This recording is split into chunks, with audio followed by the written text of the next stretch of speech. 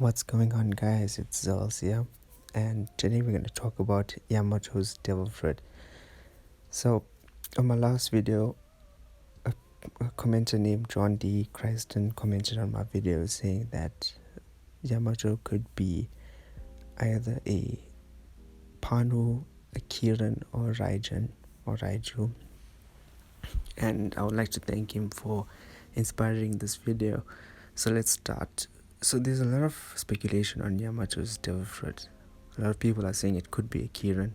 I'm just going to research the different zones she could be. But I also am very strongly thinking that it is a Kiran. So I'd like to thank John D. Christen once again for inspiring this video. He says it's either Panu, Kiran, or Raiju, and definitely not a nine-tailed fox. In my last video, I mentioned that when I first saw Yamato's hybrid form, I thought that she was a nine-tailed fox, and I completely forgot about Katerina Devon, who had this devil fruit. So anyway, I'm going to link all the stories about I'm going to tell you now in the description below, so you can read up on it and check. So we'll start off with the Panu. Panu, which is also called a Pangwang or Pangu, is the name of a legendary dragon-like dog. And Panu is actually a totem for the Yao people.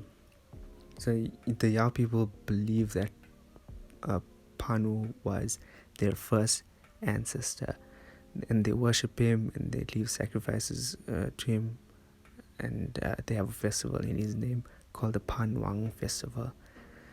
So this is what happened. Back in the past, there was this emperor named Emperor Ku, and he was the king of Gaoxin. And he was in power, and his wife suffered from a terrible ear disease for quite a long time.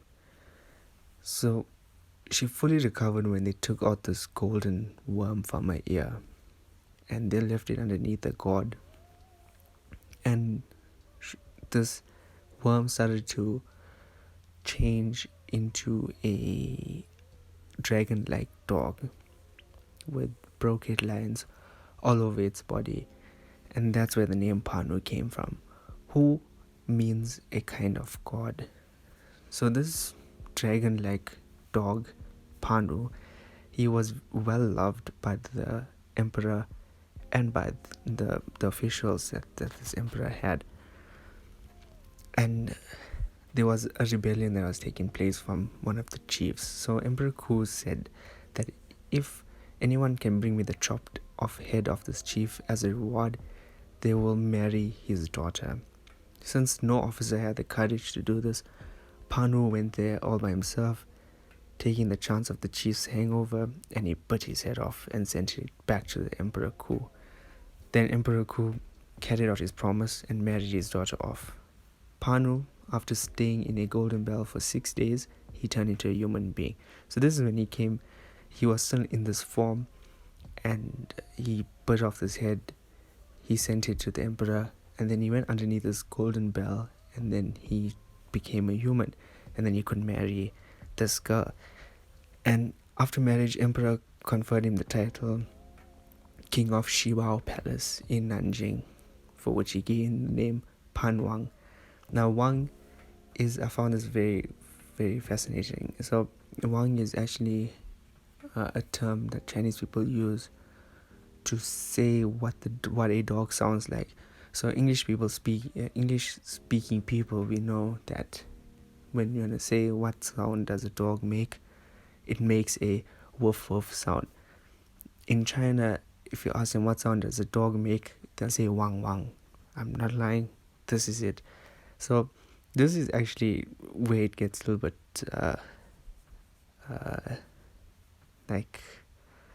it gets a bit fascinating, because Wang means king, and if you take dog and you write it in backward form, it will spell God. I just thought that was fascinating how things can correlate between each other. So Panu showed no interest in wealth and in rank. He moved together with his wife to Zhongnanshan, where they they were used to hunt and they cultivated the land, and they had their own children.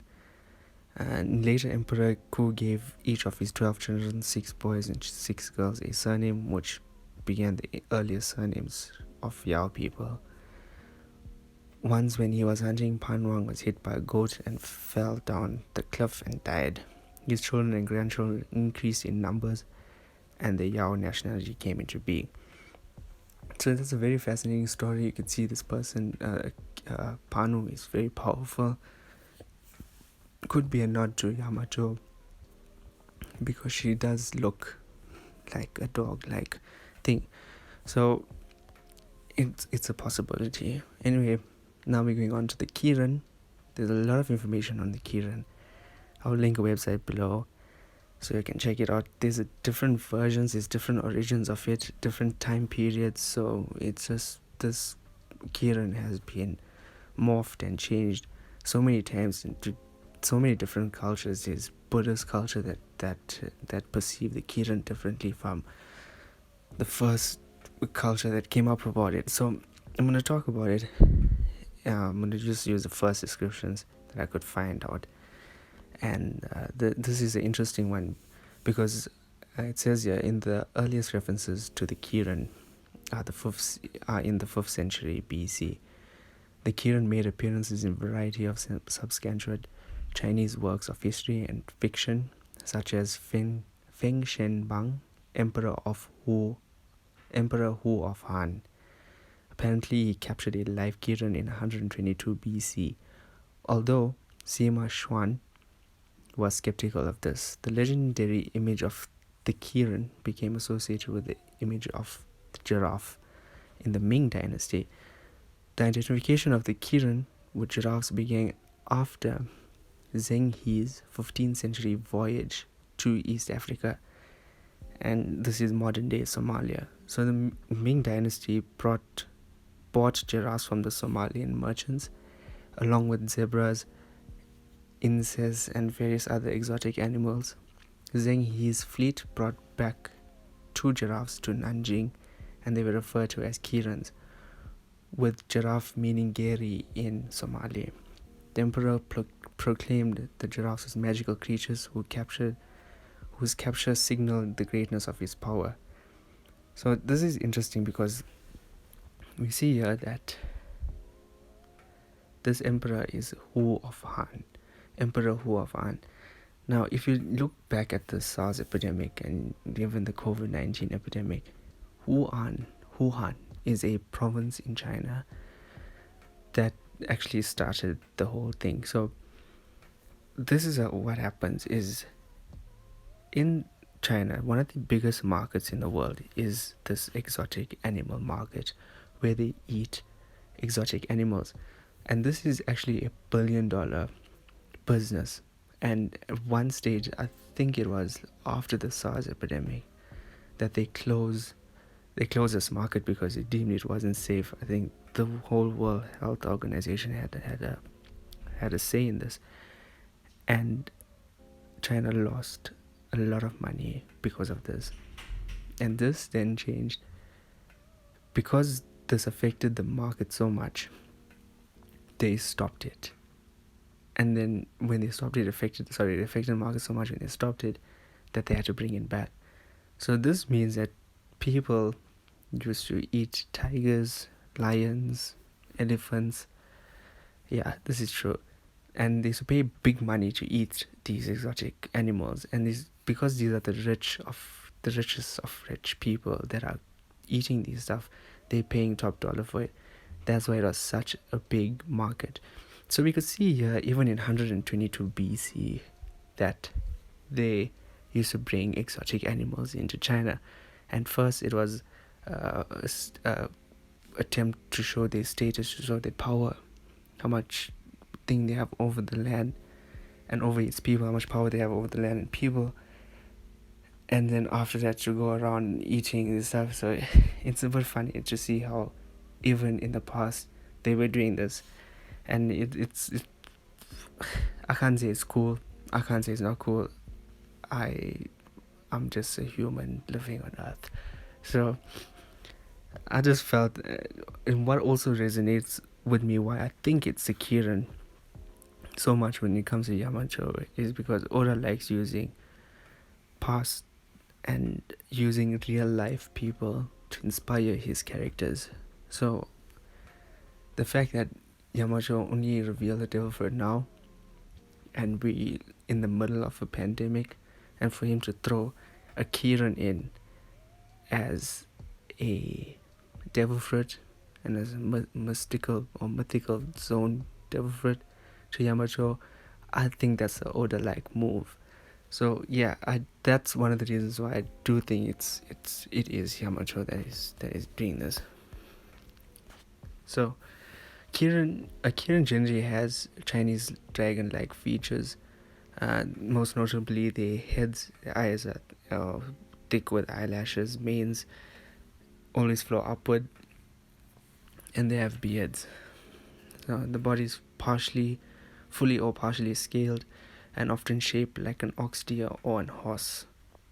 So we need to see what Yamato actually looks like. And yeah, so there's a lot of different colors, the elements. It's just Kirin is often depicted as somewhat of a bejeweled or brilliant, or as brilliant as jewels themselves, like Chinese dragons. They're often associated with in colors with the elements, precious metals, stars, gemstones. But a Kirin can also be earthy and modest browns or earth tones. It is said that Osteopicious voice sound like the tinkling of bells, chimes in the wind. So this is also a reason why I think that a Kirin will be Yamato will be a Kirin, is mainly because of how Oda likes to put past and present, especially now that this whole pandemic happened. He'll want to mix that up with his world building, and he'll do it in this way. So for now, I'm strongly believing it's a Kirin, but it also can be a Panho because of how vicious it is, and the fact that it changed form. So that's also one thing. So the last one is a Raiju. Now, Raiju, its body is composed of lightning and with the form of white and blue, wolf or dog-like. So you could see in these three descriptions, they all sound like a dog-like creature. So Yamato should be and could be a dog-like creature. So it even looks like a wolf or dog wrapped up in lightning. This is being the most common, although it can be represented with other forms. The other forms like tigers, there's a lot of things, even aquatic animals as well. So it may also fly as a ball of lightning. In fact, the creature may be an attempt to explain the phenomenon of lightning, such as ball lightning. Its cry sounds like thunder. So Raiju is often a companion of the Raijin, the Shinto god of lightning. So we also know another god of lightning, and that's Raiden in Mortal Kombat. So Raiden, Raiju, Raijin. While the beast is generally calm and harmless, during thunderstorms it becomes agitated and leaps about in trees, fields, and even buildings. Trees that have been struck with lightning are said to have been scratched by a Raiju's claws. So this is my thing. Like, it could be a Raijin or Raiju, but the problem that I'm having with a Raiju being Yamato's devil fruit is, one, we already seen a lightning devil fruit, which is NL, and we know he's on the moon now, but he was very powerful, and it was a big past Skype here. It's a big arc, a lot of world building there. And then we come over to Zou, and then we see the Mings also, their form of power is lightning. So I don't think that Oda will give Yamato a lightning power. even if a form is Raiju, it still won't make any sense because it'll be too overplayed, it'll be too redundant. Especially now that there's Carrot in the mix and the dog and the cat are there and whatever is happening, there's other minks there as well.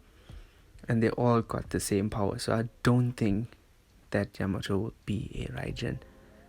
Only because of the sole purpose that the lightning power has been played out now. And we know like there's a whole island that can make lightning that have this lightning power. So I don't think it's that.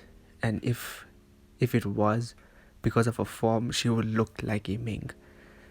So I don't think it'll be a Raijin. So anyway, those are the three characters and creatures that we theorizing about. As I said, I really do think it's a Kirin or a Panu, but my strong opinion is a Kirin.